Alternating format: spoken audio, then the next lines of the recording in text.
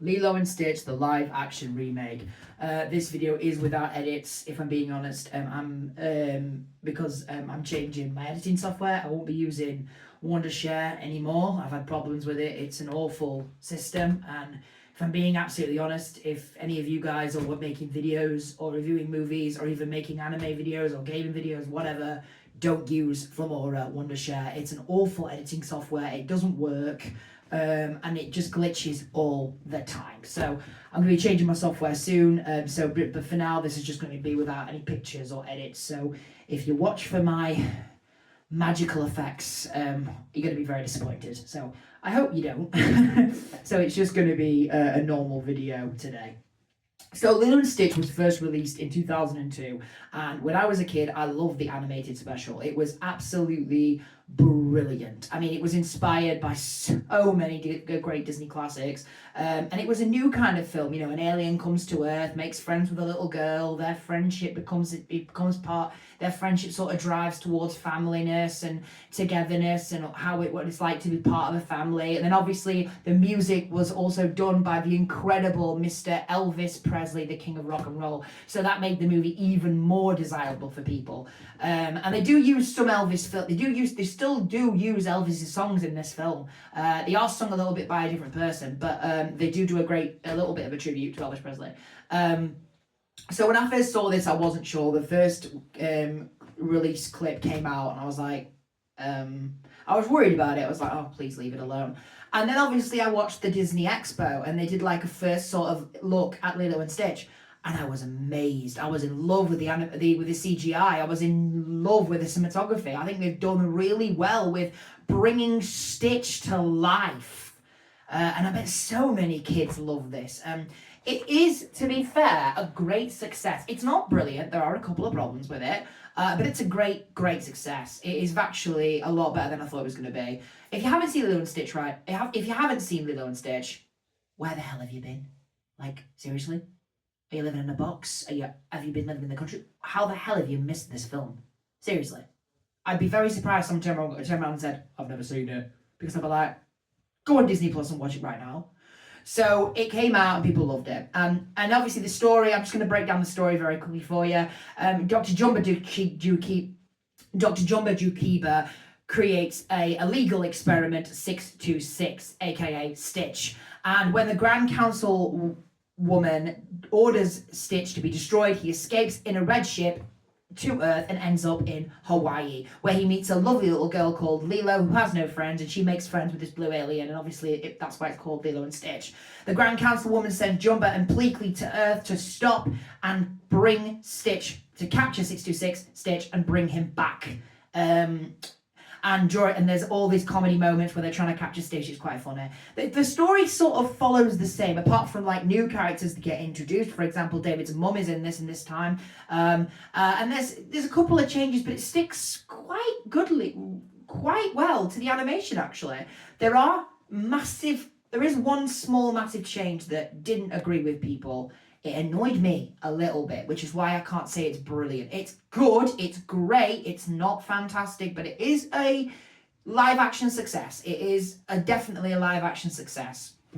And it's absolutely brilliant. I want to talk about Maya Kaloa. She plays Lilo in the film, and this lovely little girl is amazing. She is fantastic, perfect casting. Her friendship and bonding with this lovable CGI character, Stitch. You can really believe in their friendship and their love, their chemistry. They have these wonderful, funny moments. They take moments from Lilo and Stitch 2 as well in the scene, in a couple of moments. And it's a lovable relationship, and you love it. Maya stole the show. Also, Sydney did as well, who played Nani. Sydney, and I pronounce Agoa Dong. I've never seen these two in a film before, but I want to see them in more. They're both, she's amazing as Nani. Her lovable connection with her sister, you really believe they're siblings. You can see the back and forth chemistry, the back and forth relationship they have together. Their relationship is amazing, and she really does capture Nani from the animated really, really well. Jumba Jukiba is played by Zach Galifianakis, who voices Jumba in this one. He's actually quite good. And there was a change to the character that I didn't mind. I actually liked the character. I really hope that if they are making a sequel, which I heard they are making a sequel, that we do get back to what Jumba becomes from the animated. And even though Zach Galifianakis was really good, the person that I loved hilariously was Billy Magnuson as Pleakley, the Earth expert. He was really funny, and I loved they captured the relationship. Now, granted, there are a couple of people that said, "Well, why didn't he appear in drag?" It's really hard sometimes to do a CGI animation. So it's hard, but they do capture the relationship very, very well. There are a couple of changes they make, but it's very clever how they do it, and the cinematography is brilliant. The story is fantastic. They got the Grand Councilwoman. It's amazing, and you really do have an emotional moment, especially in one moment where you really are so worried for what's happening in the film without spoiling it. You've also got Cobra Bubbles who's returned in this, and there's a different approach, but the character still works. David is fantastic as well, and he returns from the animated. The voice of Stitch is played by Chris Sanders, who played the original Stitch in the animated, and it's so great to see him back voicing the character again. Beautiful scenery, great music. Kids will love it. It's laugh out loud funny. There's one small issue I have with it. Like I said, it's a great movie. It's not a brilliant movie. Where was a certain character I was expecting in this film that didn't turn up? And let's say, the sort of pathway that they created for a named character that I won't spoil was a bit disappointing in a little bit. It kind of lost the sort of point of it. But the rest of it was fantastic. They even had Myrtle in it as well, and I loved it.